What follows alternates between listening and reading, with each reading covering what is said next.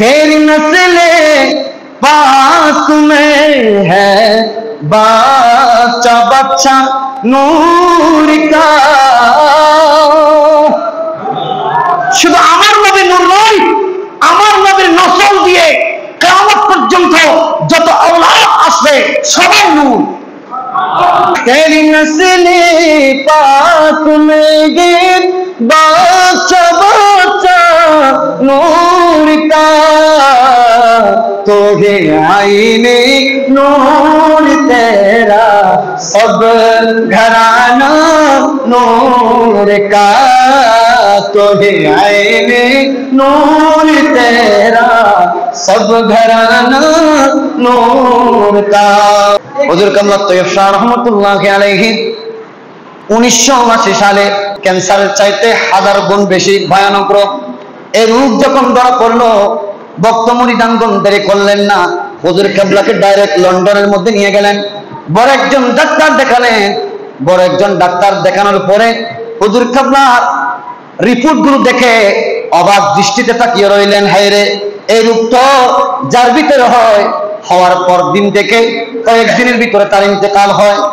কিন্তু দেখা যায় তৈয়ব শাহ রহমতুল্লাহ আলাইহির লিম্ফোমা রোগীর রিপোর্ট দেখার পরে ওই ডাক্তার বলতে লাগলেন যে হি ইজ এ গ্রেটেস্ট, তিনি তো দুনিয়ার কোনো স্বাভাবিক কোনো সাধারণ বান্দা নয়, তিনি তো অসাধারণ আল্লাহর বান্দা। কেন কেন কেন? কারণ ক্যান্সারের চাইতে 1000 কোটি গুণ ভয়ানক এই রোগ সর্বাঙ্গে ছড়িয়ে যাওয়ার পরেও ওনার হার্ট কিন্তু মজবুত রয়েছে, ওনার চেহারা সুন্দর, চেহারা দিয়ে নূরের ঝলক বের হচ্ছে। জোরে বলুন সুবহানাল্লাহ।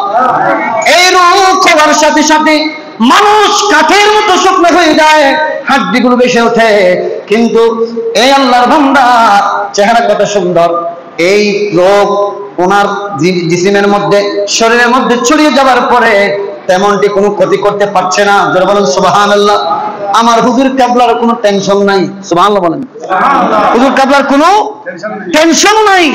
ক্যান্সারের চাইতে এত বড় একটা রোগ যে ওনার দেহের মধ্যে বাসা বেঁধেছে, ওনার বিন্দু পরিমাণ কোনো চিন্তাও নাই। জোরে বলুন না সুবহানাল্লাহ। ভক্ত মুরিদানদেরকে বলে দিলেন উনি বেশি দিন বাঁচবে না, হয়তো 1 সপ্তাহ। ওনাকে এনে ফেলা হলো পাকিস্তানের জমিনে। ভক্ত মুরিদানগণ কান্নাকাটি করতে লাগলেন। একদিন যায়, 2 দিন যায়, দেখা যায় 1 সপ্তাহের ভিতরে যে হুজুর কাবলা মারা যাবে বলেছিল, হুজুর কাবলা বাঁচতে বাঁচতে 6 দিন বেঁচে গেল। সুবহানাল্লাহ বলেন। ফোন করলেন ওই ডাক্তারকে, বর্তমান শারীরিক অবস্থা ভালো, এখন যে ওষুধগুলো দেওয়া হয়েছে চেঞ্জ করা লাগবে কিনা একটু ডাক্তারের সাথে ফোন যখন করলেন, করার সাথে সাথে যখন জানলেন যে হুজুর কাবলা বেঁচে আছে, তখন তিনি আর অবাক হয়ে বলতে লাগলেন ইজ হি স্টিল অ্যালাইভ, তিনি কি আজও পর্যন্ত বেঁচে আছেন? সুবহানাল্লাহ বলেন। তিনি অবাক হয়ে গেলেন, হায়রে, আমার 2 জন রোগীর মধ্যে অলরেডি 1 জন চলে গিয়েছে, উনি যে বেঁচে আছেন। আশ্চর্যান্বিত হয়ে গেলেন। আমার হুজুর কাবলা 6 দিন নয়, আমার হুজুর কাবলার এই রোগ ধরা পড়া থেকে বাঁচতে বাঁচতে আরো 6 বছর বেঁচে গেলেন। সুবহানাল্লাহ বলেন। 6 বছর পরে যখন হুজুর কাবলা তৈয়ব শাহ রহমতুল্লাহ আলাইহি এই রোগটা আবার হানা দিয়েছে, তখন রিপোর্টগুলো নিয়ে আরেকজন ডাক্তারের শরণাপন্ন হলেন। ডাক্তারকে দেখাবার আগে একজন নার্স যখন যে এই রিপোর্টগুলো তদারকি করতে লাগলেন, দেখতে লাগলেন, তিনিও অবাক হয়ে গেলেন। তিনিও বলতে লাগলেন হি ইজ এ গ্রেটেস্ট, ইনি তো দুনিয়ার কোনো সাধারণ বান্দা নয়, ইনি তো অসাধারণ বান্দা। জোরে বলুন সুবহানাল্লাহ। যার সর্বাঙ্গে এই কঠিন রোগটা ছড়িয়ে পড়েছে, কিন্তু হাত আজও মজবুত আছে, চেহারা সুন্দর, কাঠের মতো হয় নাই, শুকিয়ে যায় নাই। এত সুন্দর চেহারা কেনই বা সুন্দর হবে না? তিনি তো औलाद रसूल। तेरी नस्ले पाक में है बच्चा बच्चा नूर का।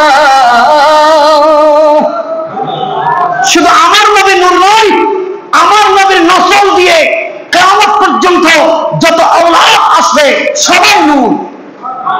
तेरी नस्ले पाक में गिर बच्चा बच्चा नूर का, तो है आईने नूर तेरा सब घराना नूर का तो है आईने नूर तेरा सब घराना नूर का सलात सुनिया